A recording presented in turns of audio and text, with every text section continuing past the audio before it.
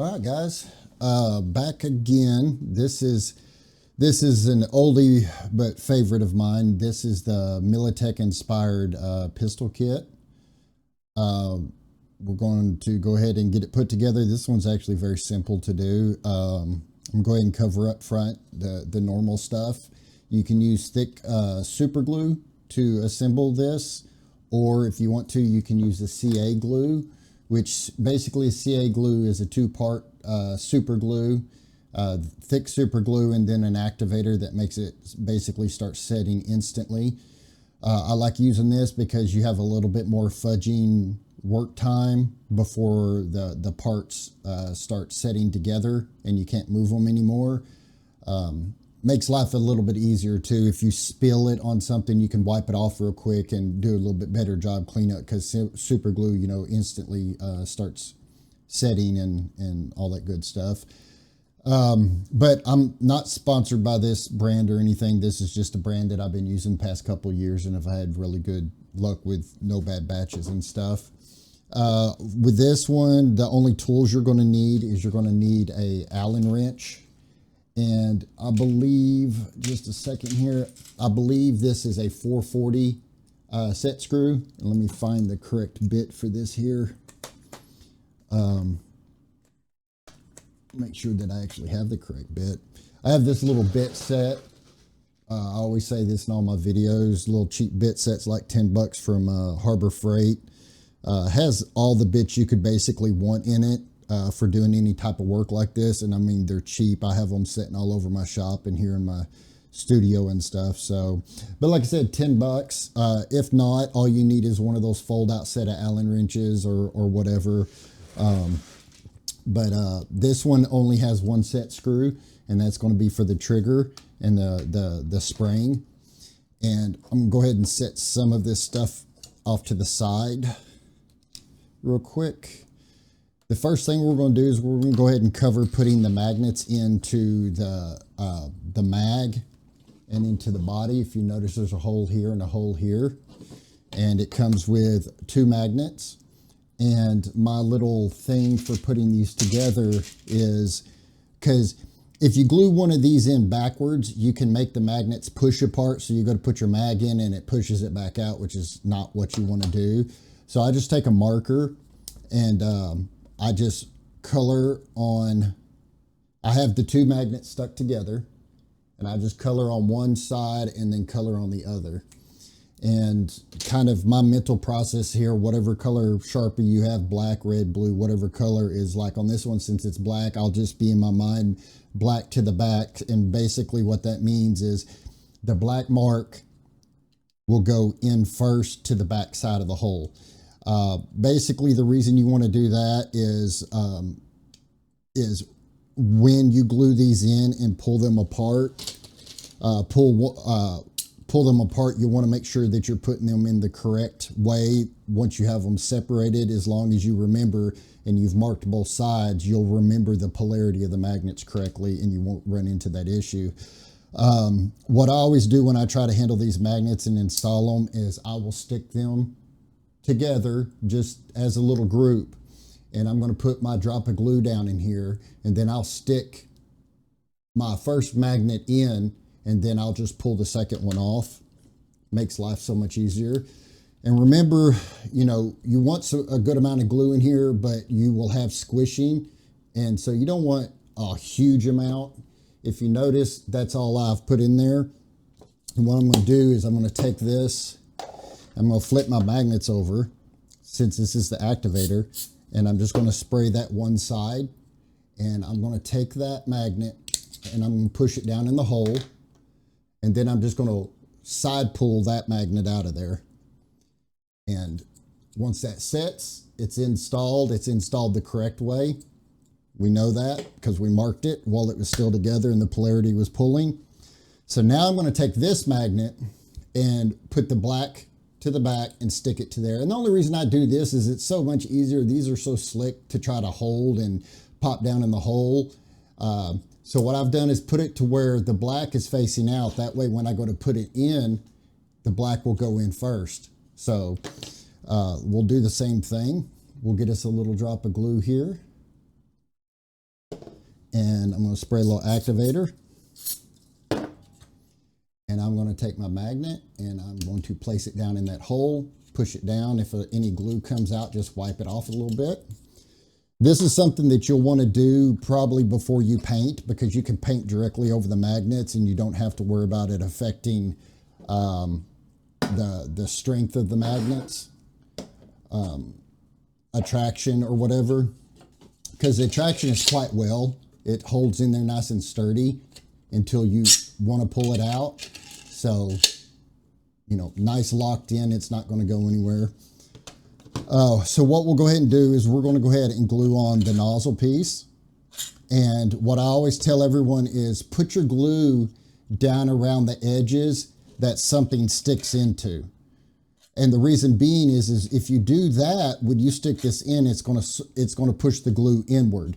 If you put it around the edge here and you go and you stick this on, it's going to push glue forward, and you have a better chance of the glue, squishing out. And you also have a chance of, if you put glue here and you put it together, you're like, oh crap, I didn't need glue there. So for you know, and this will be a part that this is silver, you know, the majority of the rest of this is black. So you'll want to paint this separate. That's the reason I separate my kits the way I do, to try to make painting and stuff as easy as possible. Put a little bit around there. I'm just going to put like a little ziggy strip in the bottom, so I got it on the sides and right down there in the bottom. I'm going to go ahead and spray a little activator on the body, and I'm going to take this dude and I'm going to slide it right in there. And I'm going to flip this over and spray that. And if any of y'all are worried about CA glue, and if you've painted these, I've not ever had any interaction between the activator and the finished paint job.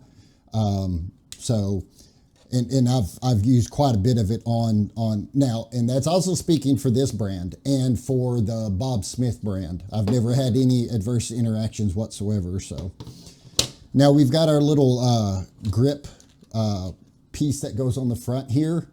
So we're going to go ahead and get that glued on. And all I'm going to do on this is I'm just going to put a little bit facing this way, and I might put just a little bit on the side. You know, it's not a part that's going to take a lot of pulling and pushing. And I try to give a lot of thought to, you know, how and where I divide up my kits, because this body print's standing up. So if this piece was all one piece, it would kind of make an ugly face because it gets supported here.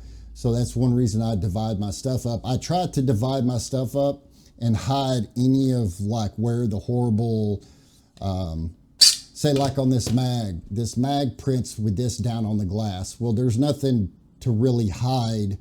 You know, I see a lot of people, they'll go download them a file off the internet that they didn't design, and then they'll just cut this and would lay it flat so they don't have to print it up tall. Because yeah, flatter, this mag would print in, I don't know, an hour and a half as 2 pieces, or maybe 2 hours.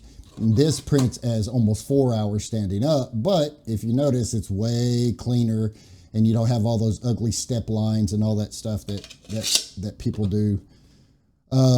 We'll go ahead and this rear piece here,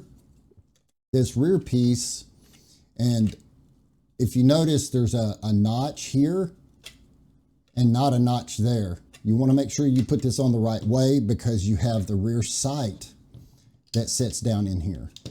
So just be aware of where you can't put it in sideways, but you can put it this way or you can put it this way. Just be aware of that notch, because you need that notch opening so you can get your sight in there. So again, I'm just going to take my glue. I'm going to go around the inside lip. That way, when I push this in, it pushes glue down in there and squishes where we want it and not where we don't want it. So I'm going to stand that up, hit that with a little activator, slide a dude in there, give it just a little wiggle real quick, just to smush the glue around, and we're set. And while we're talking about the rear sight, we'll go ahead and pop that in there, and that will be just like that. Let's go ahead and get us just a little dab will do you. Go ahead and get that on there. Drop that down. Hold it for a second. Bam. Locked in place. All right, so what we have is, let me get the trigger out of the way here. We have these 3 switches, and of course I made these separate because these are different colors. And you have 2 big ones and a small one. The 2 big ones go in the side right here.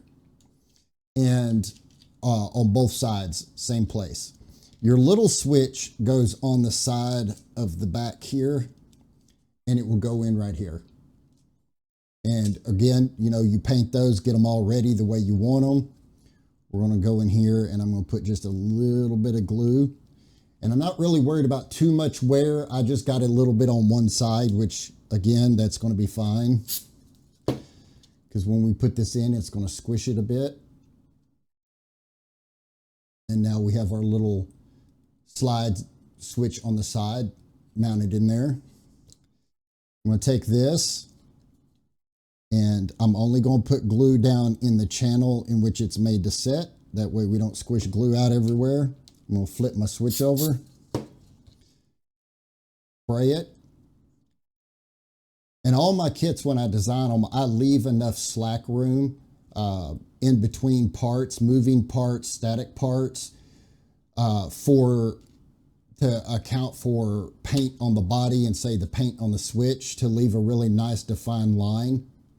So once you glue that in there, once this is painted and this is painted, you'll still have a nice defined line, because you know paint builds up thickness, and you know, so you have to, that's another thing that you have to take into account when you're designing kits, is you have to think about paint.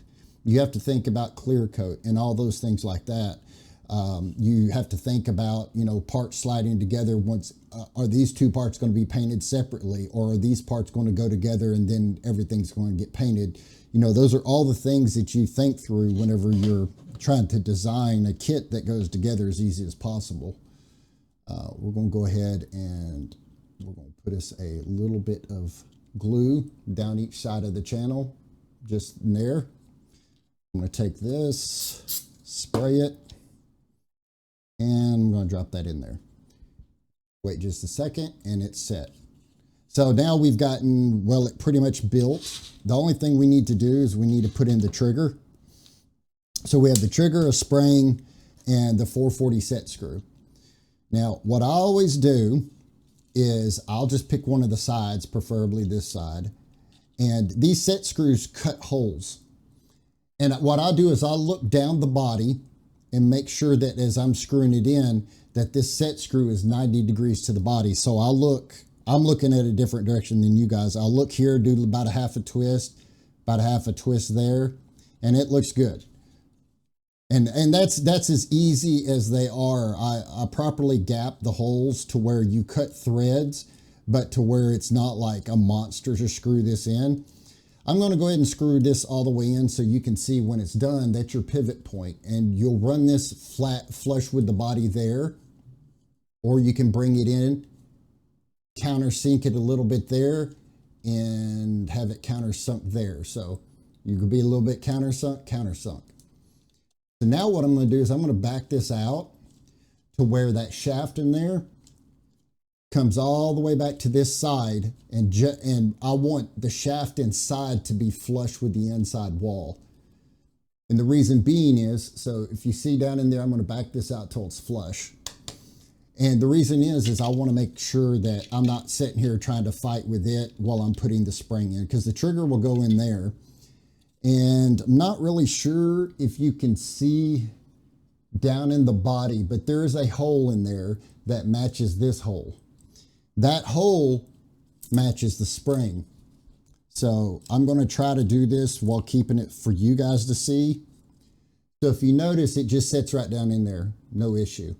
So what I'm going to do is I'm going to take this trigger, and I go on again, try to hold it so y'all can see. So what I've done is I just set that trigger to where it's in there, and I'm going to take this and hope it don't fall out of my spring socket. And this, you know, now I've got a hold of it with 2 fingers, and I'm just going to push it up in there. And if you notice the hole for the trigger and where the screw is, sorry about my hands shaking there, I'm going to push that in, and I am going to attempt to hit the hole the first time. And if you screw it in and you feel it stop, you know you've hit the side and not the hole. Back it out just a little bit, shift the trigger around, and when you finally feel it just screw in normally without any resistance, you know that you're in the hole. Now hopefully I got the spring in there. So now there's our trigger, working just like it should. And then we have our orange tip. Make sure that you glue that orange tip on here once you're all done. And let me get all this out of the way here. And there you have it. This one, like I said, is a very simple build. The model has lots of detail to it, which I always loved this model. But yeah, there's, you know, very simple build, very easy. Like I said, I divided up as many parts as I could that need to be painted a different color. So there you have it. There's the Militech Inspired pistol kit.